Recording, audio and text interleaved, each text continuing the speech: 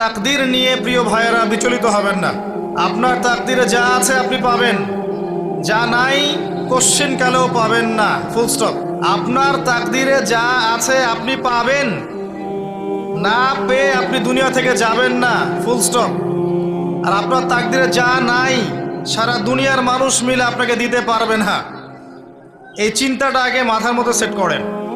এই দুনিয়ার জীবনে আপনার দুনিয়ার বাড়ি গাড়ি, টাকা পয়সা, রিজিক, ব্যবসা বাণিজ্য, স্ত্রী সন্তান, এগুলোকে নিয়ে এত বিচলিত হওয়ার কিছু নাই। আপনার আমার তাকদীরে যা লেখা হয়েছে এর একটা দানা আপনি বেশি খেয়ে পৃথিবী থেকে যাবেন না। আর আপনার আমার রিজিকে যা আছে তার এক চুল রেখে আপনি দুনিয়া থেকে যাবেন না। এটাই চূড়ান্ত সত্য কথা। আপনি ঘুষ খান আর সুদ খান আর দুর্নীতি করেন আর মানুষের সম্পদ আত্মসাৎই করেন না কেন, যতটুকু লেখা আছে আপনার তাকদীরে এর বেশি আপনি কিচ্ছু পাবেন না।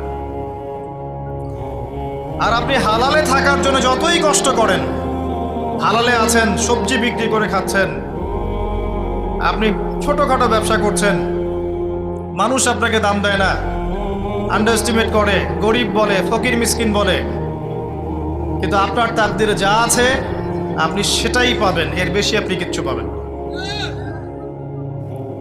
হুয়াল আউয়ালু ওয়াল আখির, আল্লাহ পাক প্রথম এবং আল্লাহই শেষ। কুল্লু মান আলাইহা ফান ওয়া ইয়াবকা ওয়াজহু রাব্বিকা যুল জালালি ওয়াল ইকরাম। প্রত্যেকটা বিষয় ফানা হয়ে যাবে, কিচ্ছু থাকবে না।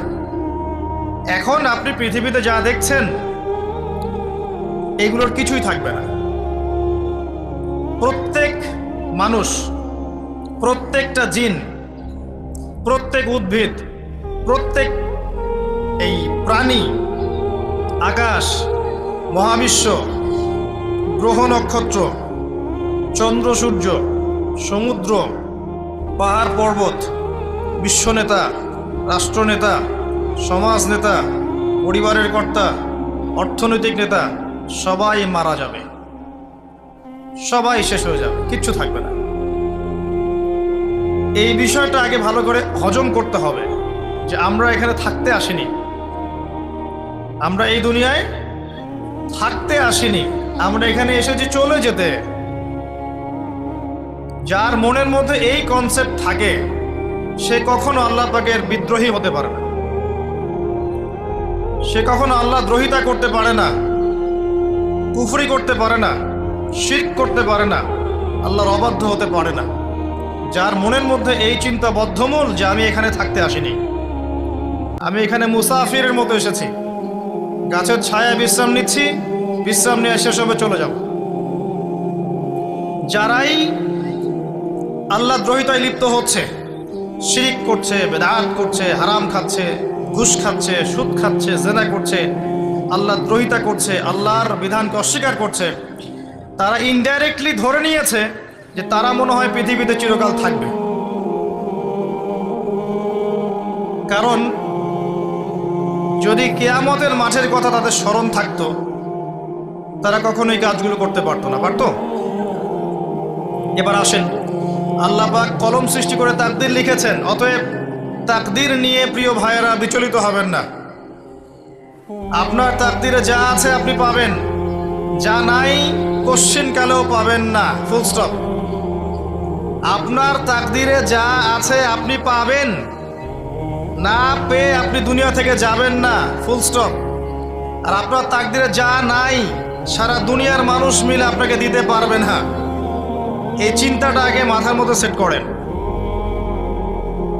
এই চিন্তা যার মধ্যে ইনস্টল করা আছে সে আত্মহত্যা করে না কখনো, সে হতাশ হয় না কখনো, সে ভয় পায় না, আল্লাহর পথে চলতে গিয়ে পিছু পা হয় না, সে জালেমের সামনে মাথা নত করে না। যার মাথায় এই চিন্তা আছে যে আল্লাহ যা লিখেছেন এটা হবে, যা লিখেন নাই সারা দুনিয়ার মানুষ মিলে সেটা হবে না, সিম্পল। এর মধ্যে আল্লাহ পাক পরীক্ষায় ফেলবেন, ওই বিষয়টা ডিফারেন্ট। আমি অবশ্যই তোমাদেরকে পরীক্ষা করব ভয় দিয়ে, ক্ষুধা দিয়ে, সন্তানের ইন্তেকাল দিয়ে, ফসলের ক্ষতি দিয়ে, সম্পদের ক্ষতি দিয়ে আমি পরীক্ষা করব। কিন্তু যারা সবর করবে যারা এই কনসেপ্ট রাখবে ইন্না লিল্লাহি ওয়া ইন্না ইলাইহি রাজিউন, এদেরকে আল্লাহ পাক প্রশংসা করেছেন, ইনশাআল্লাহ এরা সফল হবে। আল্লাহ পাক তাকদীর লিখে ফেলেছেন, তাকদীর নিয়ে টেনশন করবেন না, রিজিক নিয়ে টেনশন করবেন না। এখনকার যুব সমাজের সবচেয়ে বড় টেনশন রিজিক। একটা জব, একটা ভালো জব, একটা ভালো ব্যবসা, সে সিকিউর লাইফ চাচ্ছে, রিজিক নিয়ে চিন্তা করবেন না। আপনার কাছে যে রিজিক আছে এটা আপনার কাছে আসবেই ইনশাআল্লাহ। হয়তো সময় লাগছে কিন্তু আপনার কাছে আসবে ইনশাআল্লাহ তাআলা। আপনি হালালের উপর থাকবেন, ন্যায়ের উপর থাকবেন, আপনি অন্যায় পথে রিজিক সার্চ করবেন না। আপনার তাকদিরে যে রিজিক আছে আপনার কাছে আসবে ইনশাআল্লাহ। এবার আসেন, আল্লাহ পাক এরপরে সৃষ্টি করেছেন মহাবিশ্ব, এই পুরো মহাবিশ্ব। তাকদির লিখার পরে মহাবিশ্ব কয় দিনে? ফি সিত্তাতি আইয়াম, 6 দিনে। মাত্র 6 দিনে আল্লাহ পাক পুরো মহাবিশ্ব সৃষ্টি করেছেন। হুয়াল্লাযী খালাকাস সামাওয়াতি ওয়াল আরদা ফি সিত্তাতি আইয়াম সুম্মা ইস্তাওয়া আলাল আরশ। সূরা হাদীদের মধ্যে একটা আছে, তিনি সেই আল্লাহ যিনি এই মহাবিশ্ব সৃষ্টি করেছেন 6 দিনে, এরপরে আরশের উপর সমাসীন হয়েছেন। আল্লাহ পাক এর একদিন আমাদের একদিনের মতো নয়, বরং কিয়ামতের মাঠে যেদিন আমরা দাঁড়িয়ে থাকব এই দিনটা হবে আল্লাহর হিসেবে 50,000 বছরের সমান। মানুষ অস্থির হয়ে থাকবে, বিচার শুরু হচ্ছে না কেন। অপেক্ষা করা কাজটা খুব যন্ত্রণাদায়ক, তাই না? কারো জন্য অপেক্ষা করা, অপেক্ষা করে আছেন, 1 ঘন্টা পর আসবে, এলো না, আপনি অস্থির হবেন। 2 ঘন্টা পর এলো না, 10 ঘন্টা পর এলো না, আপনি অস্থির হবেন, পায়চারি করবেন, বই পড়বেন, নাস্তা খাবেন, হাঁটাহাঁটি করবেন, আপনি ব্যাকুল হয়ে যাবেন। অপেক্ষা করা একটা ডিফিকাল্ট কাজ। কিয়ামতের মাঠে মানুষ 50,000 বছর অপেক্ষা করবে, বিচার শুরু হচ্ছে না কি জন্যে। সবাই গিয়ে ধন্না দিবে, প্রথমে আদম আলাইহিস সালাম, তারপরে নূহ আলাইহিস সালাম, ইব্রাহিম, মূসা, ঈসা আলাইহিমুস সালাম। আল্লাহর কাছে একটু সুপারিশ করেন, বিচার যেন শুরু হয় অ্যাটলিস্ট। কেউ কিচ্ছু করতে পারবে না, কারণ সবাই বলবে ইয়া নাফসি, ইয়া নাফসি।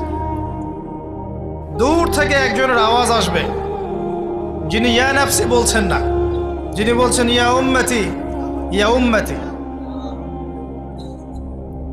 সবাই তার কাছে যাবে এবং তিনি আমাদের নবী মুহাম্মদুর রাসূলুল্লাহ সাল্লাল্লাহু আলাইহি ওয়াসাল্লাম সিজদায় পড়ে যাবেন এবং তার উম্মার জন্য সুপারিশ করবেন। উম্মার কবিরা গুনাহগার ব্যক্তিদেরকে সুপারিশ করে তিনি জান্নাতে নিয়ে যাবেন ইনশাআল্লাহ। আল্লাহ তাকে ওয়াদা করেছেন, হে নবী, তোমার উম্মতের কোনো ব্যক্তি যদি শিরিক না করে আমার সামনে উপস্থিত হয় আমি তাকে মাফ করে দেব ইনশাআল্লাহ। হাদিসে কুদসির মধ্যেও আছে যে হে আদম সন্তান, তুমি যদি দুনিয়ার সমান পাপ নিয়ে, আসমান জমিন সমান পাপ নিয়ে আমার সামনে দাঁড়াও, কিন্তু আমার সাথে কাউকে শরিক করনি, তাহলে আমি আল্লাহ তোমার সামনে আসমান জমিন সমান ক্ষমা নিয়ে উপস্থিত হব ইনশাআল্লাহ। শোনেন, 1999 জন মানুষ জাহান্নামে যাবে, প্রতি 1000-এ 999 জন মানুষ জাহান্নামে যাবে। সহিহ বুখারীর হাদিস 4 বার এসেছে। এখানে ইকুয়েশনটা এমন না যে ম্যাথামেটিক্যালি ক্যালকুলেট করতে হবে, এমন নয়। এটা দিয়ে আধিক্য বোঝানো হচ্ছে, বেশিরভাগই জাহান্নামে যাবে। এই কথা আল্লাহ পাক কিন্তু সূরা আরাফের মধ্যেও বলেছেন 179 নম্বর আয়াতে, ওয়ালাকাদ যারানা লিজাহান্নামা কাসীরাম মিনাল জিন্নি ওয়াল ইনস। একই বিষয়ে কোরআন হাদিস পরস্পর মিলে যায়।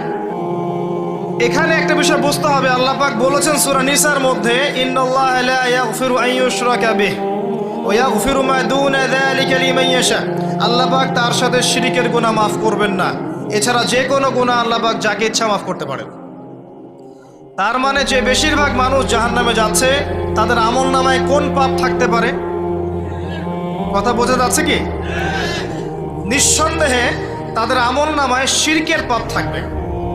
এটা বুঝতে আপনাকে পিএইচডি করার দরকার নাই। আল্লাহ পাক শিরক ব্যতীত যে কোনো পাপ যাকে ইচ্ছা মাফ করতে পারে। তার মানে তারা জাহান্নামে যাচ্ছে বিকজ অফ শিরক।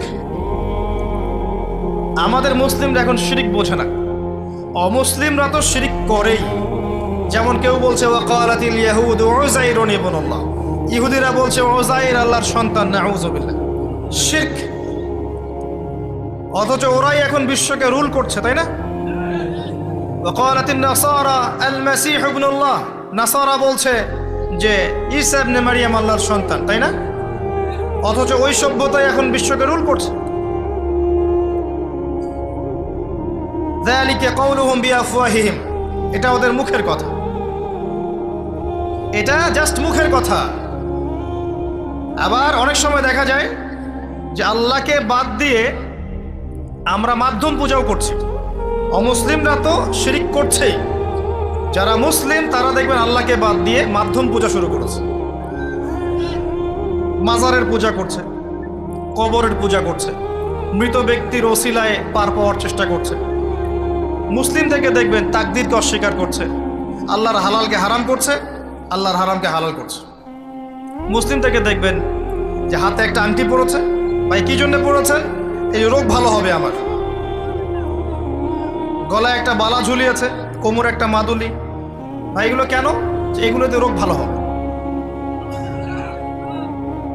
মুসলিমদের কথা বলছি, অমুসলিমদের কথা বাদ দেন। যারা বলছে আল্লাহর সন্তান আছে ওদের কথা তো বলার দরকার নেই আমাদের, কারণ এগুলো স্পষ্ট শিরক। তবে এতটুকু বলি যে 25শে ডিসেম্বরে যারা বলেছে মেরি ক্রিসমাস, বলেছে না? 25শে ডিসেম্বর যারা বলেছে মেরি ক্রিসমাস মুসলিমদের মধ্যে, এরা স্বীকার করে নিয়েছে যে ওই দিন আল্লাহ রাব্বুল আলামিন ঈসা আলাইহিস সালামকে জন্ম দিয়েছেন। নাউযুবিল্লাহ, নাউযুবিল্লাহ। আর এটা এত বড় একটা কথা, এই কথা যদি আসমান জমিন আর পাহাড় শুনে রিয়্যাক্ট করতে পারতো, থরথর করে কেঁপে ভেঙে যেত না। সূরা মারিয়ামের শেষের দিকে পড়ে দেখেন, وقالوا اتخذ الرحمن ولدا لقد جئتم شيئا إدا تكاد السماوات والأرض يتفطرن منه وتنشق الأرض وتخر الجبال هدا। পরেন অর্থটা, আসমান জমিন পাহাড় যদি এই কথা শুনে রিয়্যাক্ট করতে পারতো, এরা চৌচির হয়ে যেত।